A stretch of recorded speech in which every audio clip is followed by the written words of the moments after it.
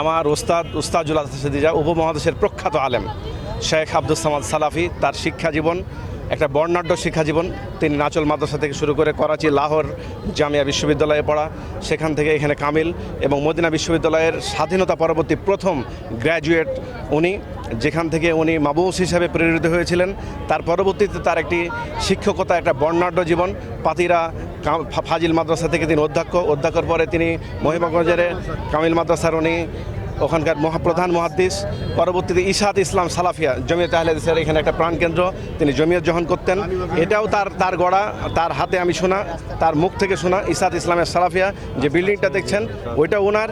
এবং পরবর্তীতে ওখান থেকে যখন আহলে হাদিস আন্দোলনে উনি আসেন এবং প্রফেসর ডক্টর মোহাম্মদ আসাদুল্লাহ আল গালিবকে যত গবেষণা কর্ম থেকে সব কিছুতে সর্বাত্মক যিনি বট গাছের মতো সহায়তা করেছেন এবং যত ইজতিমা হয়েছে এখানে সবগুলোরই উনি কনভেনার ছিলেন। এবং এই অঞ্চলে সবচেয়ে সজ্জন সুপরিচিত ব্যক্তি আব্দুস সামাদ সালাফি। আমরা এখন সোশ্যাল মিডিয়ার যুগে এখন সোকল্ড বক্তাদেরকে অনেককে দেখতে পাই, কিন্তু নিবৃত্তচারী একজন বড় আলেম তিনি হচ্ছেন অধ্যক্ষ আব্দুস সামাদ সালাফি রহিমাহুল্লাহ। তার এই দেখছেন বিশাল কর্মযজ্ঞ, সারা দেশে অন্তত পক্ষে হাজার খানেক উনি মসজিদ প্রতিষ্ঠা করেছেন, শত শত মাদ্রাসা প্রতিষ্ঠা করেছেন, অসংখ্য জায়গায় তার ছাত্ররা বিচরণ করছে সারা বাংলাদেশের মেইন স্ট্রিম এবং বিশেষ করে দাওয়াতি ময়দানে। আল্লাহ কবুল করুন ওনাকে।